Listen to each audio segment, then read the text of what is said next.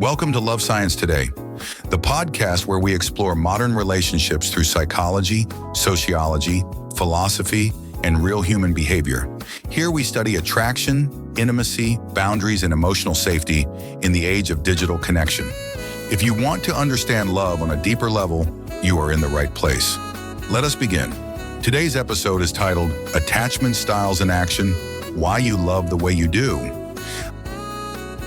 I want you to think about the last time you had a conflict with a partner. When the tension rose, what was your first instinct? Did you want to fix it right now? Did you feel a rising panic, a need to double text, a need to force a resolution before you could sleep? Or did you want to run? Did you feel suffocated? Did you shut down, go silent, or leave the room to protect your peace? These reactions aren't random, and they aren't just about your personality. They are echoes of a code written in your brain before you could even speak. Welcome to Love Science Today, where emotional patterns meet human insight. I'm Kahinda Ojo. Today, we are diving into perhaps the single most important framework in modern relationship psychology: attachment theory. You've probably heard the terms on Instagram or TikTok: anxious, avoidant, secure, disorganized. But beyond the buzzwords, your attachment style is your love blueprint. It is the operating system that guides how you bond, how you trust, how you argue, and even how you break up. In this episode, we aren't just defining them. We are unpacking where these styles come from, the childhood root, what they look like in action, the adult reality, the anxious avoidant trap, why opposites attract and then attack, and most importantly, how to overwrite the code and move toward earned security. Let's start at the root. Attachment theory was first proposed by British psychiatrist John Bowlby in the 1950s and later expanded by American psychologist Mary Ainsworth. It is based on a simple but profound evolutionary idea: survival. For a human infant, isolation equals death. We are born helpless. We rely 100% on our caregivers for food, warmth, and soothing. So, very early on, your developing brain asked a crucial question. When I am in distress, will someone come? Am I safe? Can I rely on others to regulate my fear? Based on the answer to that question, your brain built a strategy. If the answer was yes consistently, you developed a strategy of security. If the answer was sometimes, but it's unpredictable, you developed a strategy of hypervigilance, anxiety. If the answer was no or only if I am quiet, you developed a strategy of self-reliance, avoidance. This isn't a flaw, it is an adaptation. It is the strategy that kept you safe as a child. The problem is, we take these childhood survival strategies and we plug them into our adult romantic relationships, where they often cause more chaos than safety. Let's walk through the 4 styles. I want you to listen not just for your partner, but for yourself.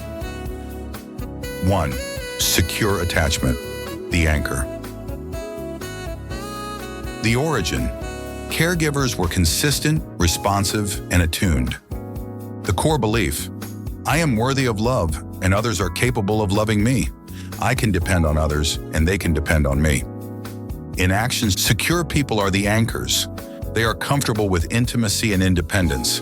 They don't play games. The trigger. They get triggered by drama or disrespect, but they don't spiral. The reaction. They communicate needs directly. Instead of acting out, they say, I felt hurt when you didn't call. Can we talk about it? Roughly 50 to 60% of the population leans secure. If that's you, wonderful. If it's not, don't worry. We can get there. 2. Anxious attachment, the pursuer. The origin. Caregivers were inconsistent. Maybe they were warm one minute and distracted the next.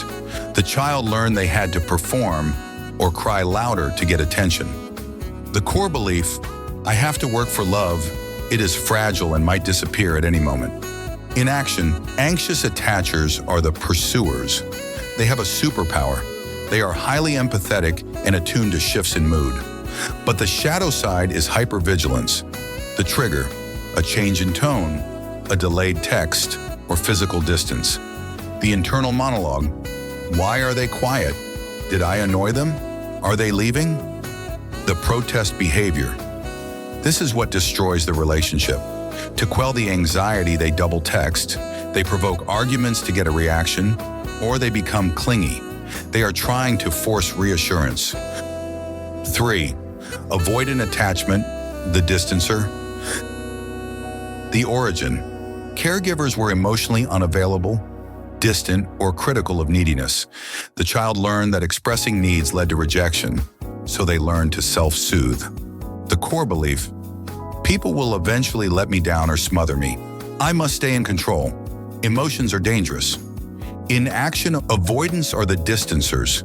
They value independence above all else. They often look like the strong, silent type. The trigger: too much intimacy, too quickly, or emotional demands. The internal monologue: they want too much from me. I'm losing my freedom. I need air.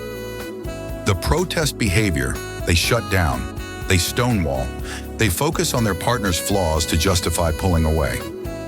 Note: avoidants do want love, but they view intimacy like a hot stove. They want the warmth, but they are terrified of getting burned. 4. Fearful-avoidant/disorganized, the chaos. The origin. This is often rooted in trauma or abuse. The caregiver was a source of fear and a source of comfort. The child wanted to run to the parent for safety, but also run from the parent for safety. The core belief: I want love, but love will hurt me. In action, this is the push-pull dynamic. The dynamic: they pull you in, craving intimacy, and then freak out and push you away, fearing intimacy. It is like driving with one foot on the gas and one foot on the brake. It creates a chaotic, high-intensity relationship cycle. Now let's see what happens when these styles collide. The most common toxic pairing in dating is the anxious avoidant trap. Let's use a scenario: anxious Alex and avoidant Ari. Phase 1, the spark. At first it's magic. Alex, anxious, gives Ari so much love and validation. Ari, avoidant, who secretly craves love but fears asking for it, feels like a king/queen. Ari, avoidant, appears strong and independent, which calms Alex's anxiety. Phase 2, the shift. The relationship gets real. Intimacy deepens. Ari's alarm bells ring. Too close! Danger! Ari pulls back slightly. Maybe takes 4 hours to text back instead of 10 minutes. Phase 3, the trap. Alex senses the distance. Alex's alarm bells ring. Abandonment. Danger. Alex tries to close the gap. Alex texts, "Are you mad at me? Can we talk?" This makes Ari feel suffocated. Ari pulls back further. Alex panics and chases harder. Ari shuts down completely. It becomes a self-fulfilling prophecy. Alex confirms their belief: people always leave me. Ari confirms their belief: people are always too needy and suffocating. They trigger each other's deepest wounds perfectly. So why do they keep finding each other? Why doesn't Alex just date a secure person? Because of familiarity. We are often attracted to people who allow us to replay our childhood struggles. If Alex dates a secure person, there is no chase. There is no high-stakes drama. To an anxious nervous system, stability feels boring. To an anxious person, the avoidant partner represents the distant parent they are finally trying to win over. It is trauma bonding disguised as chemistry. We choose the pain we know over the peace we don't. If you are listening to this and feeling doomed, stop. Here is the best news of the episode. Attachment styles are plastic. They are not fixed. You are not stuck with your childhood code forever. Neuroplasticity means we can rewire our brains. You can move from insecure to what we call earned security. It takes about 2 to 5 years of conscious work, but it is entirely possible. How do we do it? Here is your roadmap to rewiring. 1. Notice your pattern, the pause. You have to catch the hijack in the moment. If you are anxious and feel the urge to send the triple text, stop. Put the phone down. Say, "My attachment system is activated. I am feeling panic, but I am not actually in danger." Self-awareness disrupts the autopilot. 2. Build emotional regulation, self-soothing. You must learn to soothe your own nervous system. For the anxious, Learn to sit with uncertainty without acting. Breathe. Go for a run. Self-soothe before you reach out to your partner. For the avoidant, learn to stay in the room when you want to run. Tell your partner, I am feeling overwhelmed and I need 20 minutes to decompress, but I promise I will come back. 3. Communicate needs, not strategies. This is the game changer. Don't use protest behavior, strategy. Use vulnerability, need. Protest behavior. You never answer your phone. You don't care about me. This creates a fight. Vulnerable need. When I don't hear from you for a whole day, I start telling myself stories that you're losing interest. I just need a quick check-in to feel connected. This creates a bridge. 4.